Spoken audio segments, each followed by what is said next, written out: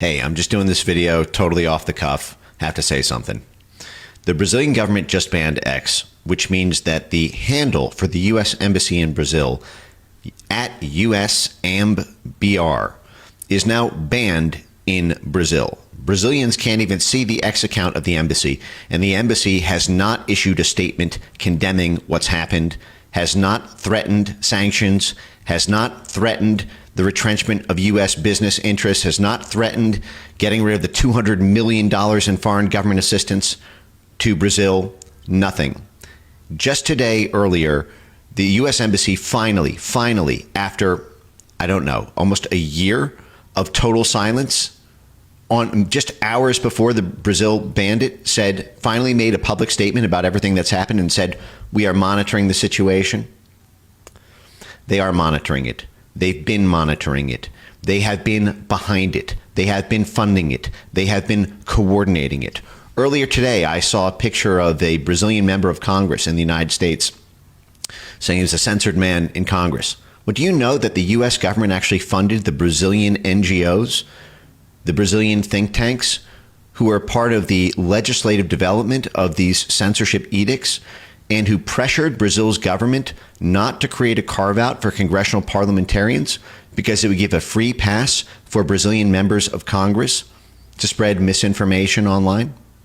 So the U.S. government funded the pressure for the ability to arrest that politician. This is not a case of Brazilian government gone rogue.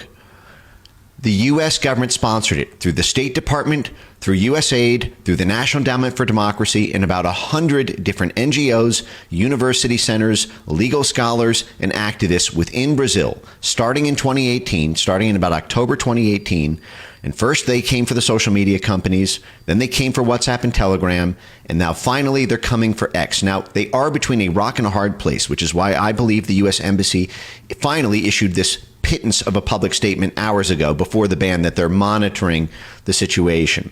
And this is because now there's a fire lit under their ass. And I'm sorry, but part of that may have been because I generated over 100 million impressions in the past 48 hours, specifically naming the U.S. Embassy. And I just went on Tucker Carlson specifically naming the U.S. Embassy. Now, to be clear, I'm not sure if it's the U.S. Embassy or it's the Western Hemisphere. What I know is it's the State Department and State Department dollars. And I have 1,000 of these people in Brazil with confessions that they were coordinating with the State Department while receiving State Department money to do it. Okay? So I don't know the specific wing of the U.S. Embassy because I don't have a security clearance. I'm not a member of Congress who can go in and get it.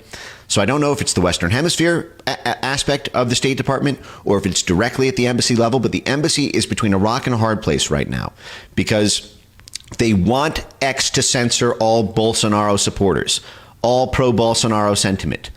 But they don't want to look like they're behind it. They are. And again, bring me in. I will show you the whole roadmap.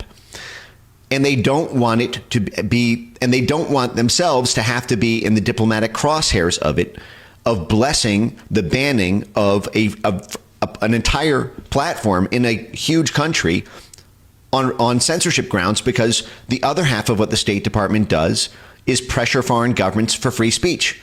Because when there's a party they don't like in power, they promote free speech and sanctions countries for not having free speech because it doesn't allow the U.S. State Department network there to win an election or rise to power or galvanize political support. So pressure cannot let up. At this point, this late in the game, it is far too late for a semi-sympathetic, we're monitoring the situation from the U.S. Embassy.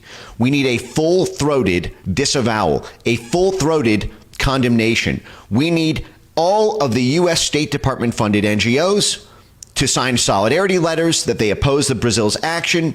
We need affirmative economic consequences. We need affirmative pullback we need sanctions. We need the total dismantlement of all foreign assistance to the Brazil economy. It is not enough to simply orchestrate this whole thing, fund this whole thing, and then at the very last minute try to wash your hands clean. Oh, we don't like what they did. You loved every single moment of it until about 48 hours ago when the fire started getting too hot with the PR blowback. Well, guess what? That's not going away.